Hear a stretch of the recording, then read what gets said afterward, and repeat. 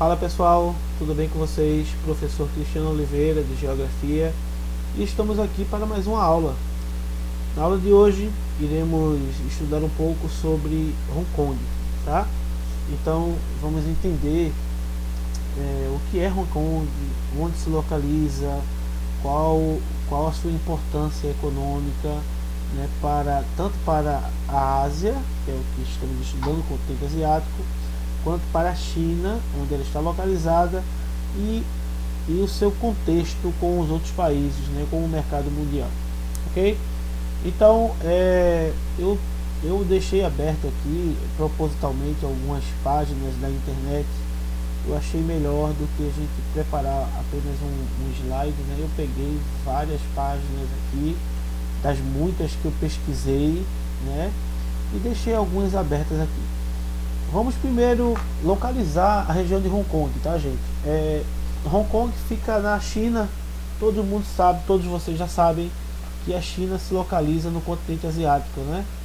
Eu abri aqui o Google Maps e fui dando zoom aqui, né? A gente está vendo aqui a China. Estamos aqui com o continente asiático, que é o maior continente e extensão territorial do nosso planeta. Aí a gente vai dando, já deixei marcado aqui essa demarcação aqui, que é o que a gente está estudando hoje, que vai estudar. Mas aqui a gente está vendo o país China, né? A República da China. Então estamos aqui vendo a China. Vou dar o zoom aqui para aumentar até chegar na ilha de Hong Kong, tá? Então, vê bem, gente, Hong Kong, como a gente está vendo aqui, se localiza na China. A China está localizada na Ásia. E por que Hong Kong tem tanta importância, né? Porque ele ganhou tanta fama, tem tanta essa importância? Porque existe uma carga histórica, uma geopolítica histórica bastante pesada no que se trata dessa região, desse pequeno território. Não sei se vocês já perceberam aí, e eu falei também no começo, a ilha de Hong Kong.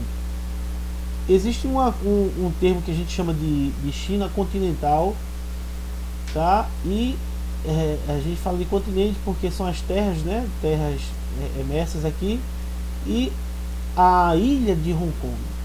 Ilha mesmo.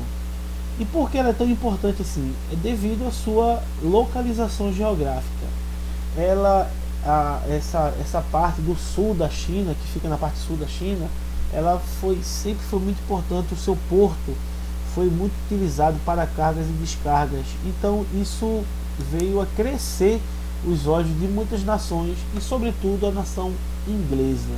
E por que eu falei da nação inglesa?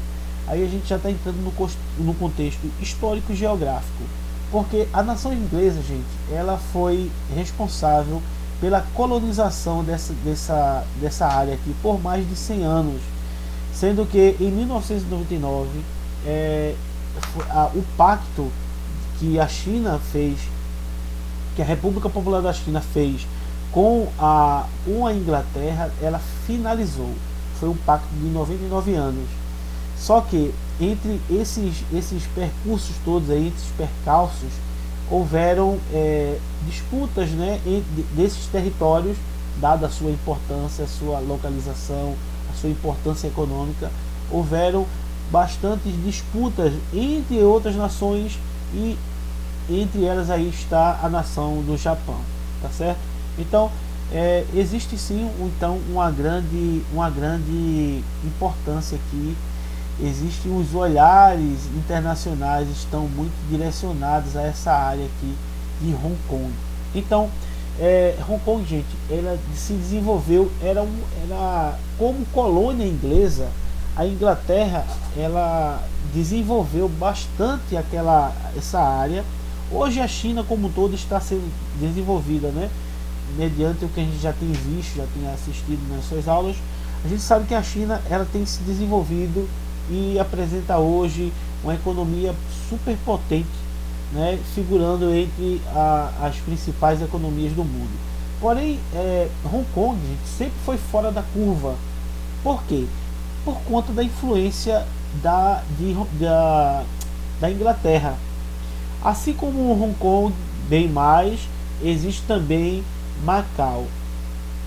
Essas duas que a gente chama de cidades-estados, proporcionou um termo que é bastante utilizado, né? Se você for pesquisar aí, você vai analisar, vai poder constatar isso, que existe um termo onde a gente fala que é um país e dois sistemas.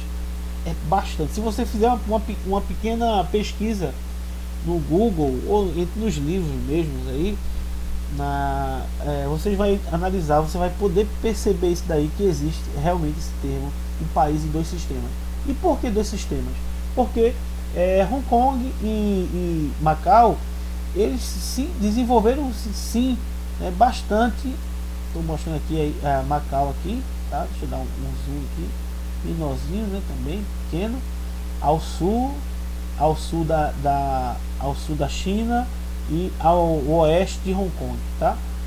Então Macau e Hong Kong, eles possuem seus sistemas próprios. Sistemas de quê, professor?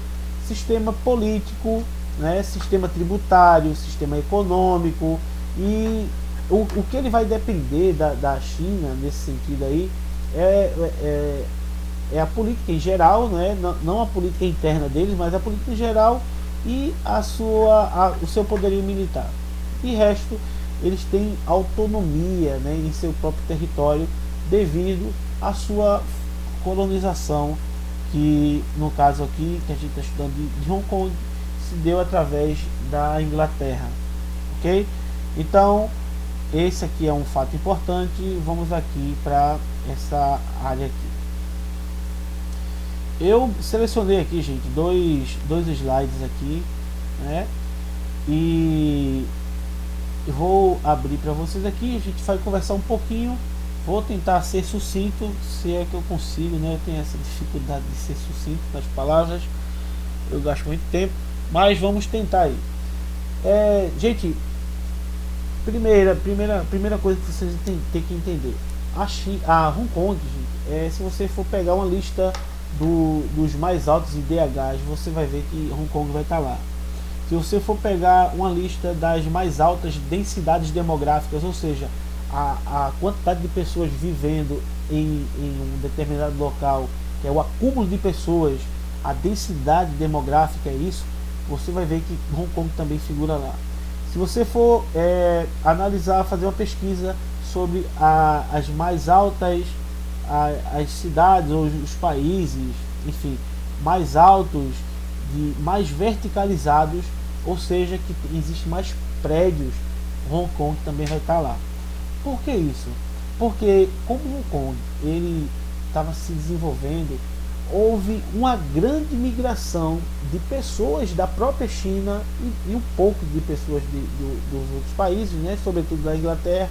Eles se locomoveram para lá, eles migraram para Hong Kong. Então isso fez com que, dentre outras tantas vantagens, né, que a Inglaterra e todo o esforço que a Inglaterra fez para desenvolver a China, e esse desenvolvimento que a Inglaterra proporcionou a Hong Kong, não a China, a Hong Kong, não foi porque ela era boazinha, né, porque é boa, enfim, não, é uma relação de colônia, tá, gente?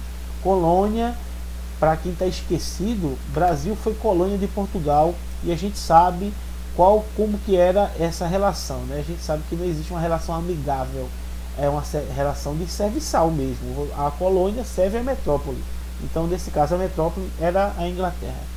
Porém, todo esse contexto aí favoreceu o desenvolvimento de Hong Kong. A Inglaterra desenvolveu Hong Kong para que ela fosse beneficiada com esse desenvolvimento, com os acordos econômicos, com os transportes, e enfim, isso favoreceu a Hong Kong e favoreceu também a Inglaterra. Então temos aqui uma foto muito bonita, né? Percebo aí que está cercada por água, justificando ainda mais uma vez que eu falei da ilha de Hong Kong. Então, panorama do norte da ilha de Hong Kong à noite. Então, em relação à história, de forma bem rápida, já falei, né, um pouquinho, né, mas vamos vamos dar uma lida aqui. A ocupação humana de Hong Kong se data do período paleolítico. Olha, gente, período paleolítico, neolítico, idade dos metais. Por aí vocês veem que não é de hoje, não tem 100 anos, não tem 200 anos. A China, por sinal, é uma das civilizações mais antigas do mundo que se tem registro, tá certo? No processo que levou ao estabelecimento da República da China em 1912, Hong Kong serviu como refúgio político para muitos opositores ao novo regime. Então, foi o que eu falei, né? A migração, esse refúgio político que fala aqui, é exatamente essa migração forçada ou não, foi uma migração, tá certo? A guerra sino-japonesa, que é a guerra entre Japão e China, né? Ou em 1930. Aí depois de 1930 houve a Segunda Guerra Mundial, também favoreceu, também a Hong Kong estava lá sendo refúgio, né? E foi tudo contribuindo para o que a gente tem hoje. Durante a Guerra da Coreia, em 1950, para quem não sabe, o que a gente tem hoje como Coreia do Norte e Coreia do Sul, antes era uma Coreia apenas, né? E a gente sabe que depois, acho que eu já falei isso para vocês, depois que terminou a Segunda Guerra Mundial, começou o período que chamamos de Guerra Fria. E a Guerra Fria foi uma guerra ideológica, onde os Estados Unidos defendiam o capitalismo e a União Soviética defendia o socialismo. O que acontece é que a Coreia ela foi procurada por essas duas nações, e parte da Coreia apoiou os Estados Unidos e o capitalismo, e parte da Coreia apoiou a União Soviética e o socialismo, fazendo com que houvesse uma divisão do país em Coreia do Norte e Coreia do Sul, uma Coreia capitalista e uma Coreia socialista, ok? Então, durante a Guerra da Coreia, que eu acabei de explicar, em 1950, os Estados Unidos da América boicotaram o comércio na China comunista, assim como os Estados Unidos fez com Cuba, né? Boicotou, ou seja, embargou, proibiu, dificultou o comércio, já que a China comunista ela tinha o apoio, né? Simpatizou bastante com o socialismo. Lembrem-se, depois da Segunda Guerra Mundial começou a Guerra Fria. Acabei de explicar, é uma guerra ideológica, né? Os Estados Unidos queria que o capitalismo saísse vencedor, mas a China ela simpatizou bastante com o socialismo, e isso foi de desagrado dos Estados Unidos. O crescimento econômico causou, no entanto, algum descontentamento entre os trabalhadores, uma vez que estes ofereciam salários muito baixos. O que acontece? Como é o que ainda existe hoje. Essas informações, deixa eu abrir um parênteses aqui, gente. Essas informações que tem nesses slides aqui, ela consta também no Wikipedia. Se você abrir aí Hong Kong e for no site do Wikipedia, você vai ver esse tipo de informações aqui. Eu estou só explicando para vocês. Já tem um slide aqui, facilitou minha vida, então eu estou fazendo essa interação com vocês. Então, o que existe, gente, essa questão dos salários baixos, existe até hoje. Os produtos chineses eles são mais baratos. A China é procurada muito hoje por conta da sua força de trabalho. Existem muitas pessoas na China, cerca de 1 bilhão e 400 milhões de habitantes. Para você ter ideia, o Brasil tem cerca de 210 milhões de habitantes. A China tem 1 bilhão e 400 milhões de habitantes, tá? Então é muita gente, é muita mão de obra. Não tinha como essa mão de obra toda ser uma mão de obra cara. Então essa inclusive foi até a forma que o governo conseguiu, né, despontar aí entre essas economias. Os outros países começaram a procurar a China exatamente por conta do custo de produção. Se você para produzir, digamos, um celular desse daqui, você em um país como o Brasil, a produção desse celular custa, sei lá, R$1.000, na China ele vai custar 1/3 disso. Por quê? Porque além da carga tributária, lembra que eu falei para vocês que a China e Macau, Hong Kong e Macau, eles têm seu próprio sistema tributário. Eles são um país, dois sistemas. Ele tem sistema próprio. Olha aí de novo esse termo aí, um país, dois sistemas. Eles têm sistema próprio, inclusive sistema tributário. a produção de um celular desse daqui, então custaria bem menos para ser produzido na China do que ser produzido no Brasil. E uma das causas dentre os sistemas tributários é também e sobretudo a mão de obra, que é mais barata, ok? Então, professor, quando que a China deixou de pertencer ao Reino Unido e voltou para Hong Kong? Gente, isso aconteceu em 1999, sendo que em 1982 as partes envolvidas, que é o Reino Unido e Hong Kong, eles começaram a se reunir para exatamente essa devolução do território que aconteceu em 99, tá? Então é isso aí, isso é a parte da história. Vamos chegando aqui em relação à geografia, né, a base geográfica desse território. A gente já sabe que Hong Kong é uma ilha, sendo uma ilha, como é que nasce uma ilha? Acho que vocês talvez saibam, mas uma ilha é fruto de deslocamento de terra ou e principalmente, né, e mais frequentemente, se dá através de atividades tectônicas, ou seja, atividades vulcânicas. Isso significa dizer que o território da ilha de Hong Kong é um território acidentado, montanhoso. Então isso faz com que as terras elas não sejam terras agricultáveis. As pessoas têm que se virar no 30 para produzir, né, as agriculturas. E no caso de Hong Kong existe também a importação para atendimento dessa grande quantidade de pessoas que existe lá. Eu vou falar sobre a quantidade de pessoas em um outro slide. Então, gente, olha aí, perceba que realmente é bastante montanhoso, né? Como vocês podem ver aí. Perceba também que existe uma grande densidade de prédios, né? Ela é bastante urbanizada, existe essa grande densidade de prédios. E em relação à demografia, olha, essa informação está um pouquinho desatualizada, eu vou passar porque eu vou falar sobre isso daí mais à frente. Olha, esse território, gente, como eu já falei, ele foi favorecido demais, foi muito procurado. Então, uma cena dessa daqui já era realidade. Isso aqui é realidade para a China atual, mas isso daqui para Hong Kong já era uma realidade há muito tempo, por conta dessa característica que o país, que essa cidade-estado, ela adquiriu por conta da intervenção inglesa. Vê aqui, deixa eu ver se tem como abrir isso daqui. Ok, então veja, em relação, vê algumas informações bastante relevantes aqui. Hong Kong é uma região administrativa, né, especial da República Popular da China. Como a gente pode ver aí, essa região administrativa especial é dada à China e, como já falei, a Macau. Guarda isso daí, tá?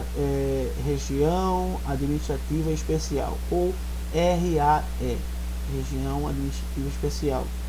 Lembra também de um país, dois sistemas. Tá lembrado aí, né? Beleza. Seguindo aí. Qual que é a área? A área, gente, da China é bastante pequena, 1.104 km². E a população gigantesca, é uma das maiores densidades demográficas do mundo. 7,5 milhões de habitantes. Gente, 7,5 milhões de habitantes. A gente está falando de uma ilha, tá? De um conjunto de ilhas. Isso é gente demais. É uma das populações mais densamente povoadas que a gente tem aqui. A moeda, né, que é o dólar de Hong Kong, nome oficial é a Região Administrativa Especial de Hong Kong, nacionalidade chinesa, e a administração está dividida em 18 distritos. O IDH é altíssimo, né? IDH, para quem está esquecido, Índice de Desenvolvimento Humano, altíssimo, 0,910. Super elevado, né? Super elevado. Deixa eu ver se tem como passar aqui, gente. Eu abri aqui. Beleza. Vê aí. essa daqui é a bandeira, né? Eu sinceramente acho muito bonito, né? É uma florzinha de papoula aqui, muito bonita, vermelha, né? Com a flor branca. O clima da China, gente, é um clima subtropical. Quando a gente fala de clima subtropical, eu não sei nem se tem como voltar aqui. Ah, aqui não vai. Deixa eu ver aqui. Aqui não dá pra mostrar porque não tá com os paralelos e os meridianos, e eu não sei se tem como. Eu não sei se tem como mostrar aqui. Enfim, eu acho que não tem. Enfim, mas a gente sabe que o a gente sabe que o nosso país, o nosso mundo, os geógrafos, eles dividiram a Terra com linhas imaginárias. E nós temos a linha do Equador, que é o paralelo principal, e temos o meridiano de Greenwich, que é o meridiano principal. Além dos paralelos principais, além do paralelo principal, existem outros paralelos que são muito importantes, que são os trópicos e os círculos. Existe o círculo polar norte, em cima, na parte norte, evidentemente, e o círculo polar sul, mas existe mais ainda, mais perto do Equador, da linha do Equador, existem os trópicos de Câncer e trópico de Capricórnio. Então, quando a gente fala que a China, quando a gente está vendo aqui, clima subtropical, por que isso? Porque sub está abaixo dos trópicos. E como que características tem essa? São climas de temperaturas amenas, né, gente? Temperaturas inferiores ao que nós temos, por exemplo, aqui no Brasil. O Brasil é um país tropical, né? Já dizia Jorge Benjor que morava em um país tropical. Moro num país tropical, abençoados por Deus e bonito de natureza. Isso é porque o Brasil está boa parte do Brasil está entre os trópicos de Capricórnio, né? E o trópico de Câncer. Isso não acontece com a China, isso não acontece com Hong Kong, porque ele apresenta clima subtropical, ou seja, está abaixo dos trópicos. Passando aqui, já tem que correr, senão não vai ficar muito grande o vídeo. Não sei como é que passou. O PIB, gente, o PIB, que é o Produto Interno Bruto, o que é o Produto Interno Bruto? Já esqueci. São todas as riquezas proporcionadas, produzidas naquele país, naquela região, naquele estado. O que é a renda per capita, professor? Renda per capita é o PIB dividido pela quantidade de pessoas. Apesar de a China possuir mais de 7 milhões de habitantes, como o seu PIB é muito alto, a renda per capita também é muito alta, tá? Tá em dólar, isso aí a gente sempre bota em dólar, que é a moeda internacional, né? Então, o produto interno bruto de 310 bilhões de dólares, isso aí em 2015, né? Em 2015 esses estados. E a renda per capita 42.390 dólares, ou seja, por pessoa. Os produtos agrícolas, a região produz poucos gêneros agrícolas, eu já falei isso para vocês, por conta, dentre outros fatores, do terreno acidentado, né, não proporciona uma boa condição para a agricultura e pecuária. A pecuária, por sinal, aqui não há pecuária significativa na região. Gente, para quem não sabe, pecuária, acho que todos sabem, né, é a criação de animais, né, sobretudo animais de corte para consumo. E, porém, as indústrias, existe uma alta produção de equipamentos eletrônicos, como eu já falei, celulares e produtos eletrônicos, enfim, diversos gerais, né? E serviços, destaque para a área financeira. Gente, o Hong Kong é um dos grandes centros comerciais do mundo.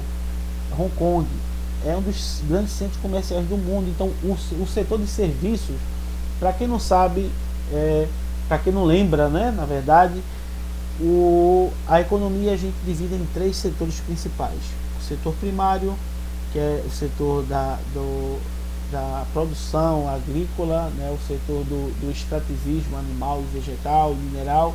Existe o setor secundário, que é o setor das indústrias, e existe o setor terciário, que é o setor de comércio e serviços. Hong Kong se destaca aí, tá? Existe uma indústria sim significativa, existe sim, porém são os olhos do mundo, né? Em se tratando de setor financeiro, Hong Kong, tá? Então a gente tem aí, eu já estou terminando, agora estou terminando mesmo, tem essas áreas aí, é um forte ponto turístico também, muito linda, né? Queria ter dinheiro para conhecer, um dia a gente junta dinheiro e vai para lá. Outra foto muito bonita aqui, percebemos aí os grandes arranha-céus, né? Os altos prédios gigantes.